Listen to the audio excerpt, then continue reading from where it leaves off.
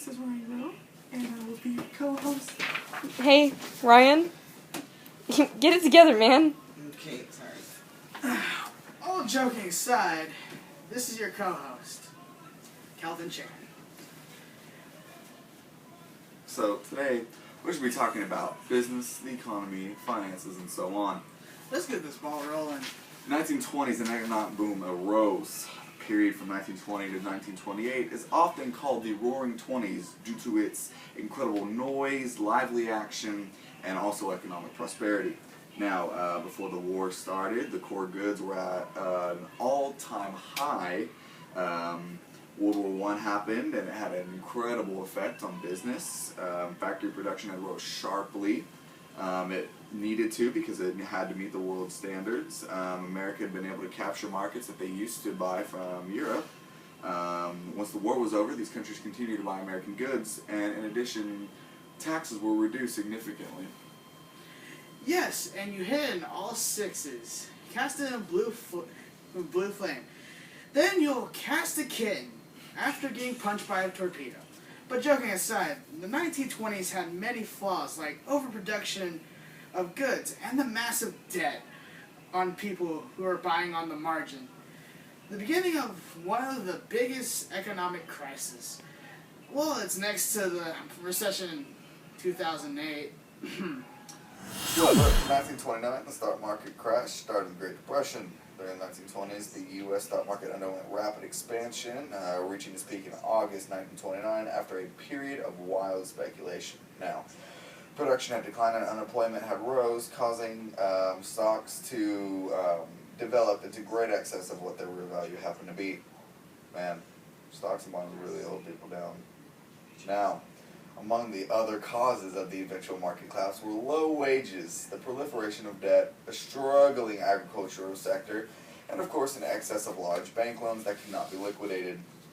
On October 29th, 1929, Black Tuesday hit Wall Street as investors traded some 16 million shares in one day. People do know money doesn't grow in sprees, right? Now, billions of dollars were lost in the aftermath of Black Tuesday.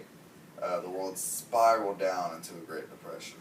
The catastrophe of the Depression of this magnitude size compares to the Grand Canyon. It did not take 1,000 years to form it. It took the Great Depression only 2 years to make a depression in the economic system. 1965, Medicare and Medicaid, along with the Social Security Act, were established. Medicaid and Medicare are two governmental programs that provide medical and health-related services. Although they are two completely different programs, both happen to be managed by the Centers for Medicare and Medicaid Services, a division of the U.S. Department of Health and Human Services. Medicare is also a social insurance program that serves more than 44 million enrollees. The program cost about $432 billion, or 3.2% of GDP in 2007. Medicaid is a social welfare or social protection program that serves about 40 million people.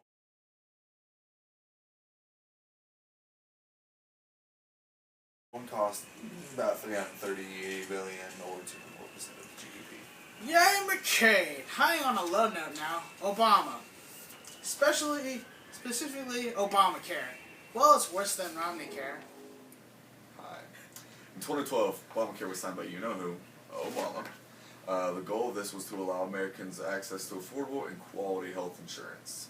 Officially known as the Patient Protection and Affordable Care Act, the act expands the affordability, quality, and availability of private and public health insurance through consumer protection, regulations, subsidized taxes, insurance exchanges, as well as other reforms. Though it gives access to this affordable and high-quality insurance, new taxes were established in order to insure all the millions of people. Now, there are many private coverage systems, which is healthcare and medicines provided by entities other than the government. However, consumers may come in risk of under or overbuying on their coverage. The Supreme Court soon may rule Obamacare subsidized legal in about 36 states. It is hilarious that Obamacare is modeled by Mitt Romney's Romney Care. Well then, Obama, thanks for copying and pasting and then gluing it to Obamacare. Thanks, Obama. You're stuck with your debt if you can't budget. The U.S. current national debt is about $18.2 trillion and counting. Now, in June 2012, the Congressional Budget Office summarized cause of change to the national debt is primary cause of A. Economic changes, including lower than expected tax revenues, along with higher safety net spending due to recession.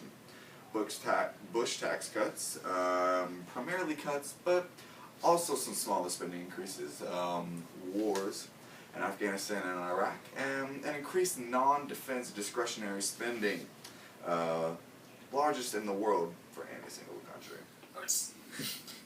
Why'd you start it? We're not even up here yet. Oh. Ditto. That's what I'm gonna say. And this Shift Talk, Dunzo.